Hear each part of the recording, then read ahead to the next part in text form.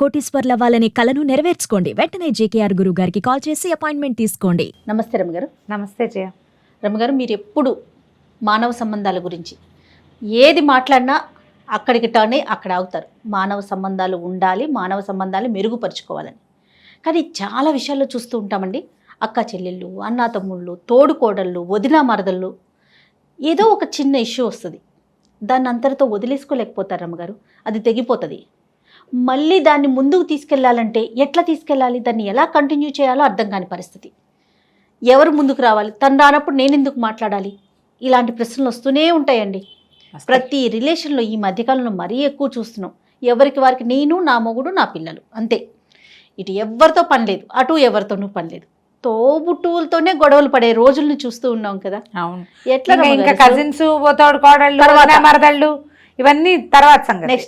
Next ఇప్పుడు మనుషులు గాలిలాగా ఉండటానికి చూస్తున్నారు జయ. నీరులాగా ఉండాలి. పంచభూతాల్లో గాలి, నీరు ఉన్నాయా? పృథివీ, తేజో, వాయు, ఆకాశాలు. అవునవును. భూమి, అవును. నిప్పు, నీరు, నింగి, ఆకాశం. అదే పోనీ అలాగే ఒకటి పోయింది ఎక్కడో, గాలి. గాలి అసలు ఈ గాలికి సమస్య ఎట్లా ఉంటుంది? గాలి బయటంతా గాలి వేస్తున్నా జయ. మనము ఇంట్లోకి వెళ్ళాం, అన్ని తలుపులు వేసేసాం, ఒక కిటికీ తెరిచాం, లోపలికి గాలి రాదు. అవును. గాలికి రెండో వైపు వెళ్ళే అవకాశం ఉంటేనే వస్తుంది కదా. రెండో వైపు వెళ్ళాలి, క్రాస్ వెంటిలేషన్ అంటాం. అవునవును. రెండో పక్కన దారి ఉంటేనే ఈ గాలి లోపలికి వస్తుంది, లేకపోతే రాదు. నేను అలాగే ఉంటాను, వాళ్ళు సరిగ్గా లేరు కాబట్టి నేను సరిగ్గా ఉండను అనే పంధాలోకి ఇప్పుడు వచ్చేసాం. కానీ మనం ఎలా ఉండాలంటే నీరులాగా ఉండాలి. ఎందులో పోస్తే దాని షేప్లోకి వెళ్ళిపోతుంది నీరు. కప్పు అయితే ఇప్పుడు ఒక కుండ ఉంది, కుండ ఖాళీగా ఉందంటావు, అందులో ఏం లేతే కుండ నిండా గాలి ఉందని చెప్తావా నువ్వు? చెప్పం కదా, చెప్పలేం. కుండలో చారెడు నీళ్ళన్నా కుండలో చారెడు నీళ్ళు ఉన్నాయంటాం. అందులో నీళ్ళు పోస్తే అది కుండెడు నీళ్లు. ఒక గ్లాసులో పోస్తే అవే నీళ్ళని గ్లాసెడ్ నీళ్లు, చెంబెడు నీళ్లు, అంతే కదా. అంతే కదా. నీరు ఎట్లా మారిపోయింది ఇన్ని రకాల షేప్లోకి. అవతల వాళ్ళకి మన పరిస్థితికి అనుగుణంగా మనం మారుతూ ఉండాలి. మారటం మన ధోరణిగా ఉంటేనే ప్రపంచం హాయిగా ఉంటుంది. నీకు అక్క చెల్లెడి, అక్కకి నాకు తగాదా వచ్చింది అనుకుందాం. నాకంటే నేనని కాదు, ఎవరైనా నాకు ఆ పరిస్థితి మాత్రం భగవంతుడు ఇవ్వలే, అది పెట్టలేదు ఇప్పటి వరకు. వచ్చినా సార్ట్అవుట్ చేసుకుంటాం, వాదన వచ్చినా కూడా సార్ట్అవుట్ చేసుకోగలిగే తగాదాలే ఉంటాయి ఎప్పుడు. సార్ట్ కాని తగాదాలు జనరల్గా ఇష్యూస్ ఏముంటాయి జయ ఎవరికైనా? ఆస్తి, అది నగలు, బంగారాలు, పెట్టుపోతలు, నువ్వు ముందొచ్చావా నేను ముందొచ్చానా, అమ్మా నాన్నల చూపు, అమ్మా నాన్నల ప్రేమ, లేదా మొగుళ్ళ సంపాదనలు కదా. పెద్ద మంచి సంబంధంలో ఇచ్చారు, ఏ అలవాట్లు లేని వాడికి ఇచ్చారు అక్కని, అలవాట్లు ఉన్నవాడికి ఇచ్చారు చెల్లిని, ఇంకా అప్పుడు కుదరలే. ఇలాంటి వాటి మీద, లేదా దానికి అన్ని మంచి, దాని ఇష్టారాజ్యంగా అయింది, నాకైతే మీ కంట్రోల్లో అయింది, ఇలాంటి వాటి మీదే పోట్ల జనరల్ ఇష్యూస్ అక్క చెల్లెళ్లలో ఇవి వస్తాయి. అన్నదమ్ముల్లో ఆస్తి, చదువు, లేదా అక్క చెల్లెల్లో కూడా ఇవి వస్తున్నాయి. ఇప్పుడు చదువు, నన్ను బాగా చదివించలేదు, వాడిని బాగా చదివించారు, నాతో పని చేయించారు, వాడిని చదివించారు, వాడి ఇష్టారాజ్యం, నేనేమో ఈ ఇంట్లోనే ఇరుక్కుపోయాను, ఇలా ఉంటాయి. వీటితోటే కొట్టుకుంటాం. అవును, నిజమే. అలాగనే అన్నదమ్ములు అక్క చెల్లెలు ఒకళ్ళనొకళ్ళు వదిలేసుకుంటే కష్టం కదా మరి. ఇప్పుడు నువ్వు ఇది నువ్వు చేస్తావు, మీ అక్కయ్యతోటో మీ చెల్లితోటో మనం ఒకళ్ళని చేస్తాం, ఎవరో ఒకళ్ళు, వాళ్ళ అక్కతో పనికిరాదు. నీకు 2 పిల్లలు ఉన్నారు, నీ పిల్లలు వాళ్ళిద్దరు సరిగ్గా ఉంటారా? తోబుట్టుతో సరిగ్గా ఉండక్కర్లేదని నువ్వేగా నేర్పిస్తున్నావు. నువ్వు సరిగ్గా ఉండు, నీ పిల్లలిద్దరిని కలిసి ఉండమని ఎలా జరుగుతుంది? ఎలా కుదురుతుంది? పోనీ కాదు, నీకు ఒక్కతే పిల్ల, అది ఎవరితో కలిసి ఉండగలదు, దాని ఇష్టారాజ్యంగా ఉంటుంది. ప్రపంచంతో అయినా కలిసి ఉండాలి కదండి, లోకంతో కలిసి ఉండాలి, కంపెనీతో కలిసి ఉండాలి. రేపు పొద్దున మొగుడో ఎవరో వస్తారు తోడు, వాళ్ళతో కలిసి ఉండాలి. అయితే మొగుడు, కాకపోతే పెళ్ళాము, ఆడపిల్ల అయితే మొగుడు, మగ పిల్లవాడు అయితే పెళ్ళాము, వాళ్ళతో కలిసి ఉండాలా? మానవ సంబంధాలు ఉండాలి కదా. వాడు లోకంలో బతకాలి, ఆఫీసుల్లో ఈ గ్రూప్ డిస్కషన్లు అవి కదా, ఉద్యోగాలు అనేసరికల్లా ఒక గుంపు కలిసి పనిచేయటం. అవును, అసలు కలిసి వెళ్ళటం అన్న మాటే మన దగ్గర లేకపోతే మనం మన పిల్లలకి ఏమి ఇస్తాం? తోబుట్టులు ఒక్కళ్ళుంటే రక్తబంధం, ఆ ఒకదాన్ని కూడా తెంచేసుకుని, చెడగొట్టేసుకుని, బాగు చేయలేనంతగా పాడు చేసేసుకుని, ఈ ధోరణి మార్చుకోవాలి జయ. ఇప్పుడు నువ్వు ఎవరు ముందు వెళ్ళాలి అనేది ఒక ప్రశ్నగా ఉంది. అవునవును, ఎవరి స్టెప్ వాళ్ళు వేస్తే ముందుకెళ్ళిపోతాం. పోనీ వాళ్ళు రావట్ల, మనమే వెళ్దాం, ఈ ఆలోచన ఉన్నా బాగుంటుంది ఉండదు కదా. నేను ఎందుకు తగ్గాలి అనిపిస్తుంది జయ. ఎప్పుడు నేను ఎందుకు తగ్గాలి, ఆ నేనుకి పీట వేసినంత కాలం ఉమ్. మనకు మానవ సంబంధాలు బాగుండవు. నాకేం పట్టింది, నాకేం నాకేం తక్కువ, నాకేం అవసరం, నేను ఎందుకు తగ్గాలి, ఉమ్. వై షుడ్ ఐ, ఈ క్వశ్చన్. అవునవును. వాళ్ళు సరిగ్గా లేరు, నేను ఎందుకు సరిగ్గా ఉండ, నువ్వు సరిగ్గా ఉండు, అవతల వాళ్ళు ఉండని ఉండకపోని నా వరకు నేను సరిగ్గా ఉన్నాను అని అనుకోండి. ఉమ్. ఇప్పుడు బ్రెయిన్ ఒకటి ఉంది, హార్ట్ ఒకటి ఉంది, రెండు ఉన్నాయి కదా. బ్రెయిన్ తోటి రకరకాల ఆలోచనలు చేస్తాం. హార్ట్ ఇదేది కదిలే హార్ట్ కాదు, మనసు. నీకు బ్రెయిన్ ఏం చెప్తుందంటే వీళ్ళు నీతో తగాదా పడ్డారు, వీళ్ళతో నువ్వు కలిసి ఉండక్కర్లేదని చెప్తుంది. ఎలాగా, చాకుతో కొస్తే తెగుతుంది, జాగ్రత్తగా ఉండు అని బ్రెయిన్ చెప్తుంది. చాకుతోటి కూడా నువ్వు జాగ్రత్తగా హ్యాండిల్ చేస్తే తెక్కండా చేయొచ్చు అని చెప్తుంది మనసు. మనసు మాట వింటున్నాం అక్కడ, హార్ట్ మాట వింటాం, అది బ్రెయిన్ మాటే వింటాం మనం, కేర్ఫుల్గా చేయాలి అంతే. అది ఇప్పుడు చాకుతో. మనుషుల విషయంలో చాకు ఇన్స్ట్రుమెంట్ కదా, అవును. మనుషులు ఇన్స్ట్రుమెంట్స్ కాదుగా. వీళ్ళతో బాగుండు అని మనసు చెప్తూ ఉంటుంది, కానీ మనం హ్యాండిల్ విత్ కేర్ అని బ్రెయిన్ మాటే వింటూ ఉంటాం. మనసు మాట మనం వినకపోతే ఏమవుతుందో తెలుసా, తోబుట్టువులతో సంబంధ బాంధవ్యాలు లేని వాళ్ళకి అనారోగ్యాలు వచ్చేస్తాయి జయ. స్ట్రెస్ ఫీల్ అవుతారు, ఒంటరితనం లోపల సబ్కాన్షియస్లో బాధిస్తూ ఉంటుంది. వాళ్ళు గ్రహిస్తారండి? గ్రహించరు. మొండి మీ బ్రెయినే పనిచేస్తుంది కదా. నేను ఎందుకు తగ్గాలి, అప్పుడు అలా చేసింది, ఇప్పుడు ఇలా చేసింది, వాళ్ళు అలా చేస్తారు, ఇలా చేశారు, మా అమ్మ కంటే ముందు ఇదే చేసేసింది, అన్ని లాగేసుకుంది, పెట్టలేదు. అన్నదమ్ముల్లో కూడా ఉంటుంది కదా. అయ్యో భయంకరంగా ఉంటుంది వాళ్ళకి, మరి సిబ్లింగ్ రైవల్రీ విపరీతంగా ఉంటుంది. ఏదో ఒక దశలో దీన్ని దాటాలి. దాటండి, చాలా సమస్యలు తీరిపోతాయి. దీనికి ఒక చిన్న కథ చెప్తాను జయ. ఓకే. చాలా చిన్న కథ. ఒకరోజు ఒక ఊళ్ళో రామయ్య సోమయ్య అని ఇద్దరు అన్నదమ్ములు ఉన్నారు. చెరుకో ఇల్లు ఉన్నాయి, ఇళ్ళ మధ్యలో ఒక కాలం ఉంది. రామయ్య గారింటికి ఒకరోజు ఒక రాత్రి వేళ ఒక అతను వచ్చాడు. బాబు పై ఊరండి, ఏదైనా పని ఉంటే చేస్తాను, ఏదైనా పనులుంటే ఇవ్వండి అన్నాడు. ఏం పని చేస్తారు అని అడిగాడు. వడ్రంగినండి అన్నాడు. వడ్రంగి అంటే చెక్క పని చేస్తారు అనేసరికల్లా వడ్రంగి ఆయన అన్నాడు, సరే ఈ పక్కన కాలువ దాటి వచ్చావు కదా, ఆ కాలువ మా తమ్ముడు తవ్విచ్చిందే, కాలువ ఒకటి పక్కన వాడి ఇల్లుంది, నేను అటు రాకూడదని వాళ్ళ ఇంటి వైపుకి రాకుండా ఉండటం కోసం కాలువ తవ్వేశాడు. కాలువ ఎట్లా దాటుతాం, అందుకని నేను ఊళ్ళోకి వెళ్ళడానికి అవతల పక్క నుంచి వెళ్ళాల్సి వస్తుంది. ఇక అసలు తెల్లాడితే వాడి మొహం నాకు కనపడకూడదు, పెద్ద దడిలాగా కట్టేసేయండి మా వాకిలికి.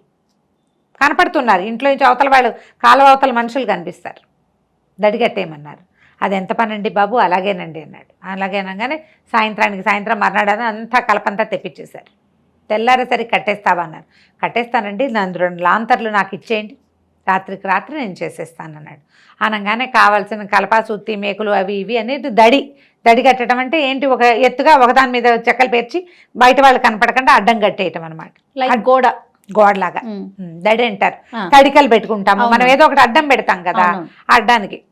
సరే ఏమైంది, ఈయన తెల్లవారు లేచి వచ్చేసరికల్లా ఆయనకి కాలువ మీద ఇటు నుంచి అటు వెళ్ళడానికి వంతెన కట్టు. ఆయన ఆశ్చర్యపోయాడు, ఏంటి వంతెన కట్టు, తమ్ముడు కట్టించాడా? దడిమాట మర్చిపోయాడు. ఓకే. చూడగానే అది కనపడింది, అట్రాక్టివ్గా ఉంది, కాలువ మీద వంతెనల దూరానికి కూడా కనపడింది. తమ్ముడు ఒకవేళ వాడి ఇక్కడికి వచ్చేద్దాం అనుకుంటున్నాడు కాబోలు, అందుకే వంతెన కట్టాడు అనుకున్నాడు. గబగబా మెట్లు దిగి కిందకి వెళ్ళాడు. అటునుంచి తమ్ముడు చూస్తున్నాడు, కాలువకు అవతల వైపు. తెల్లారేసరికి ఏంటి వంతెన ఉంది, రాత్రికి రాత్రి మా అన్నయ్య మా ఇంటికి రావాలనుకున్నాడు, అందుకే వంతెన ఎంచుకున్నాడని అతను గబగబా నడిచి వచ్చాడు. ఇద్దరు వంతెనకు అటు ఇటు నిలబడి ఉన్నారు. వడ్రంగి వచ్చాడు. బాబు దడి కట్టేస్తే ఎప్పటికీ మీరు చూడలేకుండా అయిపోతారండి, కాలం మీద వంతెన కడితే ఏ రోజు రావాలనుకుంటే ఆ రోజు వచ్చేస్తారు. ఆయనకి చాలా రోజుల తర్వాత తమ్ముడు తన కోసం నడిచి రావడం చూసేసరికి ఈ రామయ్యకి కళ్ళ నీళ్ళు వచ్చేసినాయి. అన్నయ్య కంట్లో నీళ్లు చూసేసరికి సోమయ్యకి మనసు మెత్తబడిపోయింది. గబగబా వంతెన మీద ఎక్కి వచ్చేసాడు. అన్నయ్య ఎంత బాగా కట్టించావు వంతెన అని. అన్నయ్యే వడ్రంగిని హైర్ చేసి ఉంటాడని తమ్ముడు అనుకుంటున్నాడు, తమ్ముడే కట్టి ఉంటాడని అన్నయ్య అనుకుంటాడు. ఎవరు కడితే ఏముంది, వంతెనే కదా. ఒక మంచి మాట, ఆ వడ్రంగి చెప్పిన మాటకి ఆ రామయ్య కావలించుకున్నాడు. నాయన ఎంత మంచి పని చేసావు, నా కోపానికి ఓ దడి కట్టేస్తే శాశ్వతంగా మా తమ్ముడు మొహం చూడకుండానే అయ్యేవాడిని. అవును, ఇప్పుడు 2 ఏళ్లకి ఒక దారి ఉన్నట్టుంది. ఇళ్ళ మధ్యలో కాలం ఉంటే దాటలేరు, అవునవును.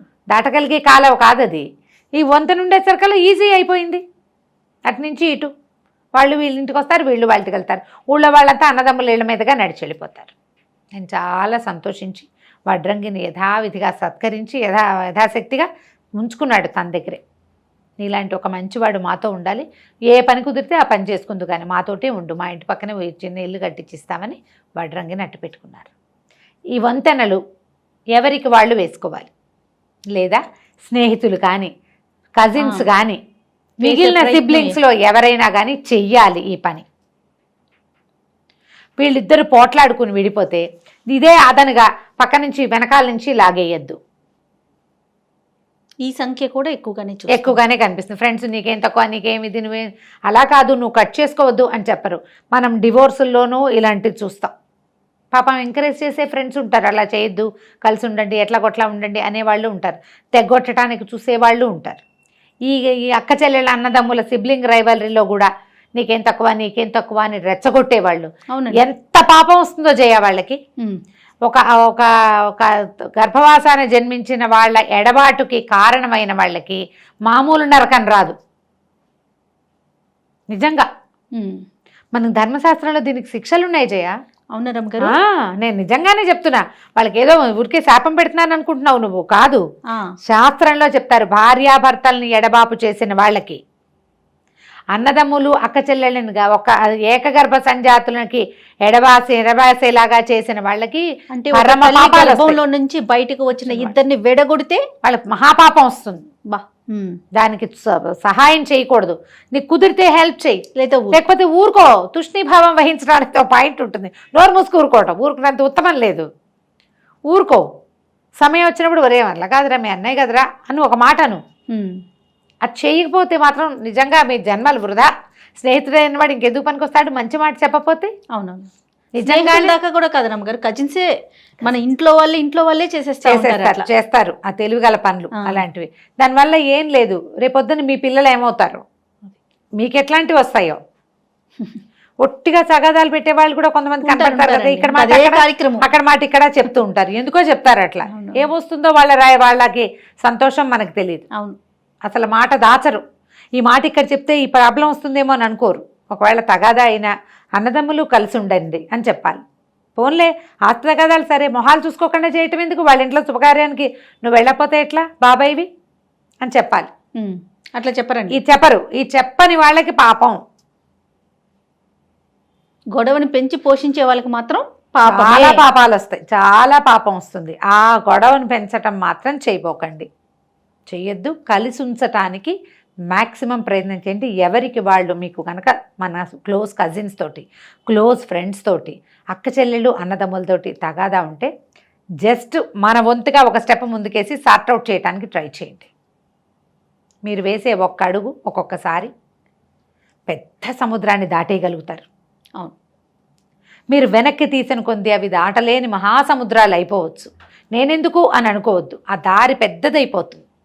మీరు ఒక అడుగు వేస్తే ఆ దారి చాలా చిన్నదైపోతుంది. అవునండి, మీరు 2 అడుగులు వేస్తే అవతల వాళ్ళు ఒక అడుగు వేసేందుకు అవకాశం ఉంటుంది.